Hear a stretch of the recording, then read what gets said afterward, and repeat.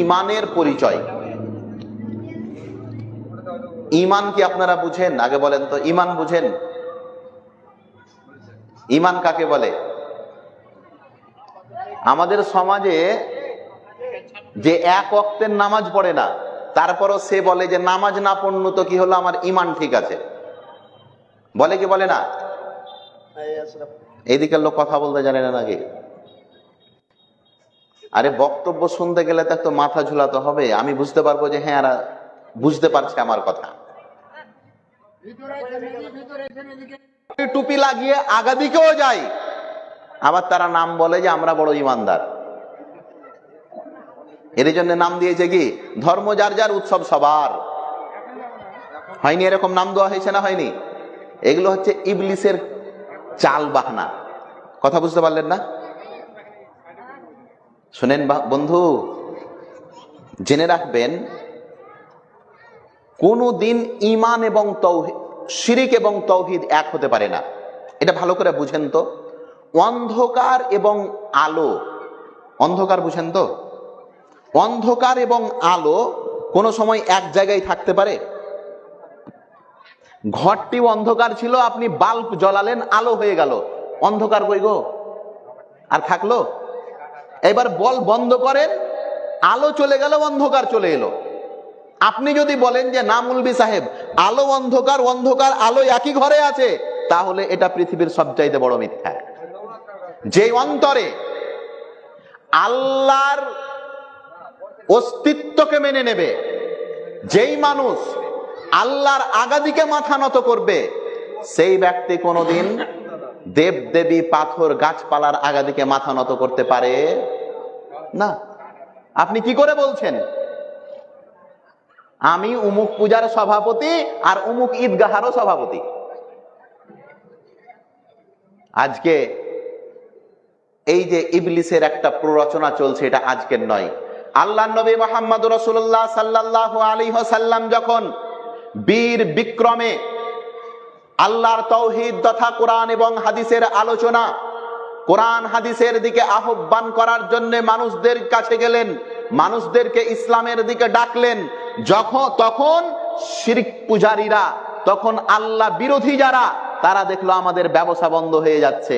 তখন তারা বলল, মুহাম্মদ চলো আমরা একটা ডিল করি, চুক্তি করি। চুক্তি কি? তুমি কিছুদিন আমাদের পূজা পাঠ করে নাও, আমরা কিছুদিন তোমার নামাজ, রোজা, হজ, যাকাত মেনে নেব।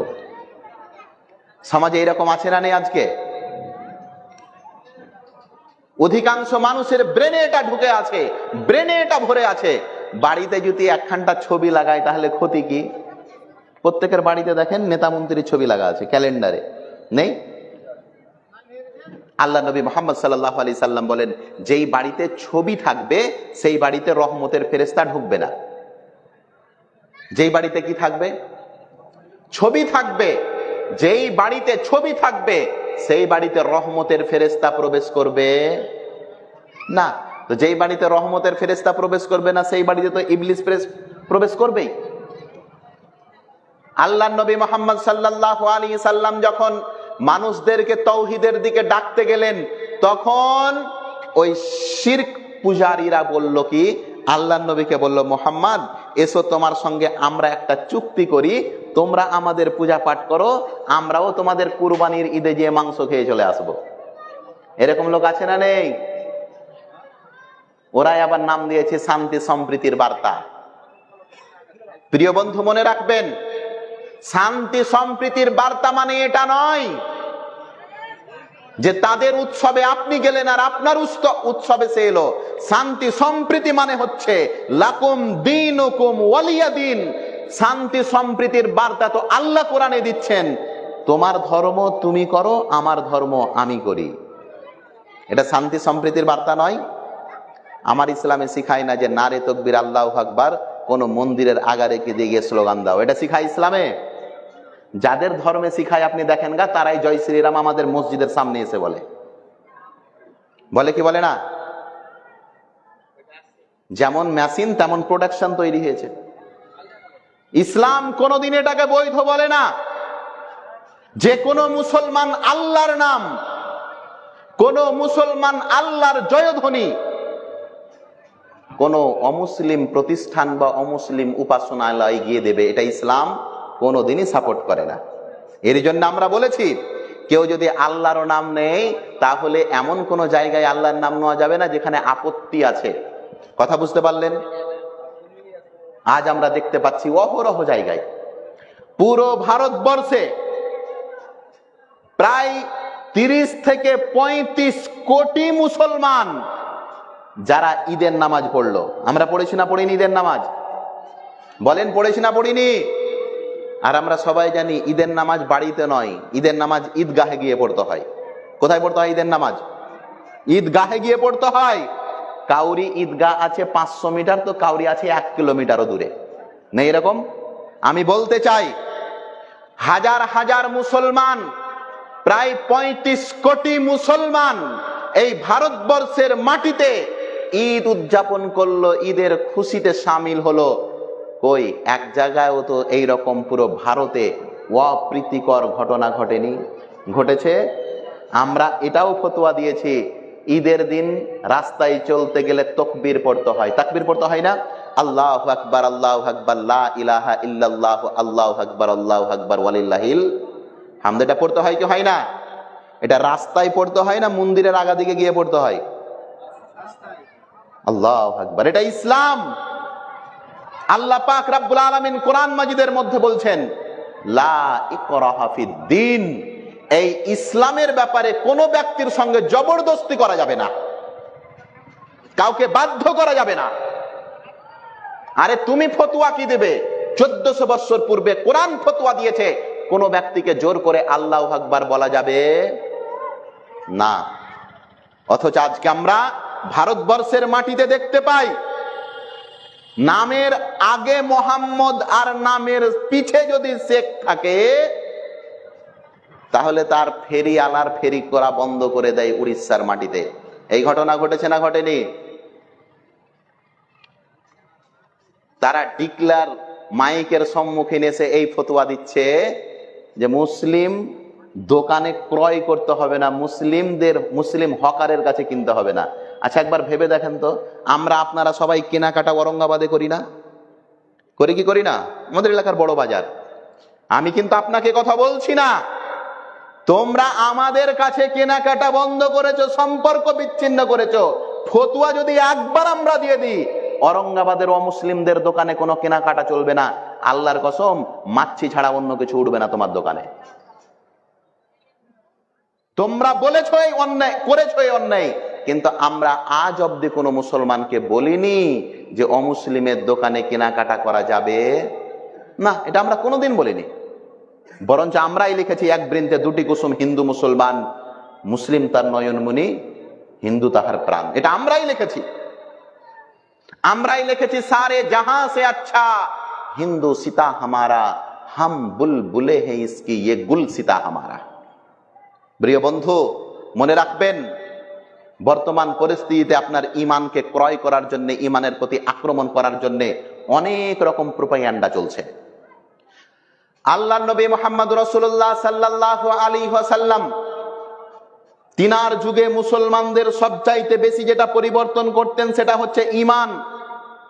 এরই জন্য আমরা দেখেছি আল্লাহর নবীর যুগে জান চলে গেছে, চলে যাক, বাড়িঘর লুটপাট হয়ে গেছে, হয়ে যাক, চোখের সামনে তার সন্তান সন্ততিকে টুকরো টুকরো করে কাটা হয়েছে, তারপরে বলা হয়েছে সুমাইয়া তুমি ইসলাম ত্যাগ করো।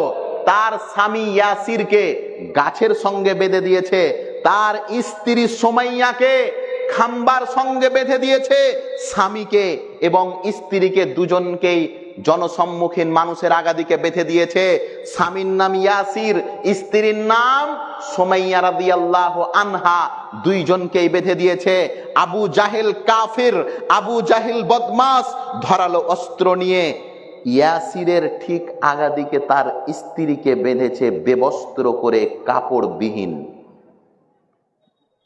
পারবেন এরকম দেখতে? নিজের বহু বেটিকে আগাদিকে উলঙ্গ করে কেউ যদি অন্যায় করে? আছে কেউ? রাস্তায় চলতে চলতে গেলে যদি আমার স্ত্রীর দিকে কেউ বাঁকা চোখে দেখে, তাহলে ইচ্ছে হয় তার চোখটাকে বন্ধ করে দিই, ইচ্ছে হয় না? বেটিকে দেখে যদি কেউ টিটকারি মারে, পারি বা না পারি তার সঙ্গে ঝগড়া করি। আল্লাহর নবীর সাহাবায়ে কেরামকে দেখেন, ইয়াসিরকে বেঁধেছে, তার আগাদিকে তার স্ত্রীকে বেঁধেছে।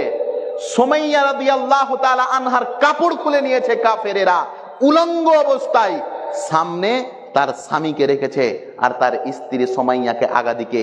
ইয়াসিরের পুত্র ছোট্ট তখন আম্মার, মাকে উলঙ্গ অবস্থায় দেখে আম্মার চোখ দিয়ে ঝরঝর করে পানি ফেলছে।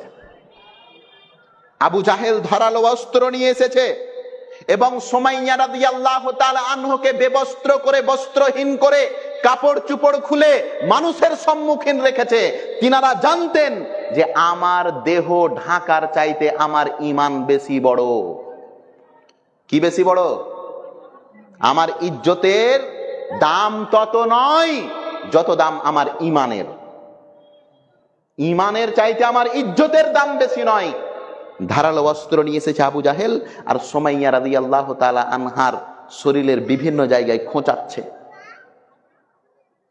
একটি অস্ত্র নিয়ে সুমাইয়া রাদিয়াল্লাহু তাআলা আনহার শরীরের বিভিন্ন জায়গায় খোঁচা মারছে, আর বারবার সুমাইয়াকে বলছে, সুমাইয়া মুহাম্মদকে ছেড়ে দে, সুমাইয়া আল্লাহকে ছেড়ে দে, না হলে তোকে এইরকম করতে করতে মেরেই ফেলে দেব। সুমাইয়া রাদিয়াল্লাহু তাআলা আনহা নির্ভীক কণ্ঠে, যার ইজ্জত মানুষের সম্মুখীন প্রকাশ করে দিয়েছে কাফেরেরা, আগাদিকে তার পুত্র আম্মারের উপরে জুলুম করছে, তার স্বামী ইয়াসিরের উপরে বেত্রাঘাত করছে, তারপরেও সুমাইয়া রাদিয়াল্লাহু তাআলা আনহা মহিলা হয়ে কাফেরদেরকে বলছে, এই কাফেরেরা শোন, এই দুনিয়ায় শ্বাস বন্ধ হয়ে গেলে ওই দুনিয়ায় জান্নাত। আমরা কি এই দুনিয়ার জন্য বেঁচে আছি নাকি? মরার পরে জান্নাত চাই কি চাই না? মরার পরে জান্নাত চাই মৌলভী সাহেব, কিন্তু ফজরের নামাজ আবার পড়তে চাই না। লোক এরকম আছে না নেই? নাউযুবিল্লাহ, আস্তাগফিরুল্লাহ। অধিকাংশ মানুষ যে বেনামাজি হয়ে জীবনযাপন করছেন, একবার ভেবে দেখেছেন অবস্থা আপনার কি হবে? সুমাইয়া রাদিয়াল্লাহু তাআলা আনহা যখন ধারালো অস্ত্র নিয়ে আবু জাহেল বিভিন্ন জায়গায় খোঁচাচ্ছে, সুমাইয়া রাদিয়াল্লাহু তাআলা আনহা নির্ভীক কণ্ঠে কাফেরদেরকে বলেছিলেন, ওই কাফেরেরা শোনো, তোমরা এই তালোয়ারের নিচে মৃত্যু দেখো, আর আমরা এই তালোয়ারের নিচে জান্নাত দেখতে পাই। প্রিয় বন্ধু, ঈমানের দৃঢ়তাই হচ্ছে মুমিনের সবচাইতে বড় অস্ত্র। ঈমান আছে, সব কিছু আছে। ঈমান নেই তো আমার কিছুই নেই। ঈমান নেই তো আমার কোনো কিছুই নেই। এর জন্য তো আল্লাহর নবী মুহাম্মদ রাসূলুল্লাহ সাল্লাল্লাহু আলাইহি ওয়াসাল্লাম ঈমানের দৃঢ়তার কথা বলেছেন, ঈমানের কথা বলেছেন। আল্লাহ পাক রব্বুল আলামিন বলেন, ইন্নাল্লাযীনা ক্বালু রাব্বুনাল্লাহু সুম্মা ইসতাকামু তাতানাজ্জালু আলাইহিমুল মালাইকা। আল্লাহ পাক রব্বুল আলামিন বলেন, যেই সমস্ত মানুষেরা বলে যে আল্লাহ হচ্ছেন আমাদের রব। আচ্ছা বলেন তো, আমাদের রব কে? রব আল্লাহ, ঠিক আছে মৌলভী সাহেব, কিন্তু বেটা যখন অসুস্থ হয় তখন কবিরাজের বাড়ি ঠিকই যাই, আমরা যাই কি যাই না? আবার ফের ফতুয়া কত কড়া। মৌলভী সাহেবেরা কবিরাজের কাছে যেতে যে মানা করছে, তো আমার বেটা তো কবিরাজের কাছে ভালো হয়েছে। হ্যাঁ, এই ফতুয়া আছে কি নেই? হ্যাঁ, আচ্ছা একটা ফতুয়া দেন তো আপনারা। কোন একটা মানুষকে অসুখ হয়েছে, ধরলেন পেটের ব্যথা হচ্ছে খুবই, আপনার কি হচ্ছে? কথা বুঝতে পারে না। ধরলেন আপনার পেটে খুবই ব্যথা হচ্ছে, খুবই ওষুধ পাতি খেলেন, কিছুতেই ভালো হয় না, কিন্তু দু ঢোক করে মদ খেলে ফের ভালো হয়ে যায়, তো কি করবেন? কথা আমার বুঝতে পারলেন না। ধরেলেন আপনার পেটে ব্যথা হচ্ছে, অনেক ট্রিটমেন্ট হলো, ভালো কিছুতে হয় না মৌলভী সাহেব, কিন্তু একটু মেরেছেন 2 বোতল, কি হয়েছে? পেট ক্লিয়ার, তো কি করবেন? কথা বলে না এরা। এই মদটাকে ওষুধ বানিয়ে দিলে হবে না? 2 ঢিপনি করে সকাল সন্ধ্যা দুপুর খাবেন। প্রিয় বন্ধু, মনে রাখবেন, আল্লাহ পাক রব্বুল আলামিন কোন অপবিত্র হারাম জিনিসে মানুষের জন্য কল্যাণ রাখেনি।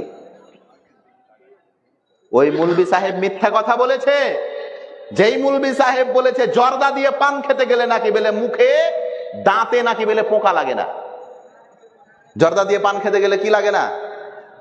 দাঁতে বেলে পোকা লাগে না, তা আমরাও বলি ও নোংরা জায়গায় পোকাও থাকতে পারে না, তো পারে, পোকাও মরে যায়, তো ওখানে পোকাও বাঁচতে পারে না। আল্লাহ পাক রব্বুল আলামিন বলেন, ইন্নাল্লাযীনা ক্বালু রাব্বুনাল্লাহ, যেই সমস্ত মানুষেরা বলে আমাদের রব হচ্ছে একমাত্র আল্লাহ, সুম্মাস্তাকামু, তারপরে সেই কথার প্রতি দৃঢ় থাকে। শুধু মুখে আল্লাহকে ভালোবাসি এটা বলা যথেষ্ট নয়। ওই যে কিছুদিন আগে চললো না, পোস্টার মেরে বেড়ালেন যেখানে সেখানে, আই লাভ মোহাম্মদ, পোস্টার চললো কি চললো না? ওহো, শুধু পোস্টারই আই লাভ মোহাম্মদ, অন্তরের মধ্যে আই লাভ মোহাম্মদ হয়নি। আল্লাহ পাক রব্বুল আলামিন বলেন, যারা বলল আমাদের রব আল্লাহ, তার প্রতি টিকে থাকলো, তাতানাজ্জালু আলাইহিমুল মালাইকা, আল্লাহ তাদের জন্য ফেরেশতা আকাশ থেকে অবতীর্ণ করেন। কাদের জন্য? যারা বলে আমাদের রব আল্লাহ এবং টিকে থাকে, অতি ধৈর্য ধারণ করে তার উপরে। যেই ব্যক্তি বলে আমাদের রব আল্লাহ আর তার উপরে টিকে থাকে, আল্লাহ বলেন এই সমস্ত ব্যক্তিদের জন্য আকাশ থেকে ফেরেশতা অবতীর্ণ করেন। ফেরেশতা অবতীর্ণ করেননি? উহুদের যুদ্ধে আপনি দেখেন, উহুদের যুদ্ধে মুসলমান, বদরের যুদ্ধে আপনি দেখেন, বদরের যুদ্ধে মুসলমানেরা মাত্র 313 জন। কতজন? আমরা বারবার বলেছি, মুসলমানেরা কোনোদিন কাফেরদের সঙ্গে লড়াই নিজের অস্ত্র আর বাহুর বলে করেনি। মুসলমানেরা চিরদিন কাফেরদের সঙ্গে লড়াই করেছে আল্লাহর সহযোগিতা নিয়ে।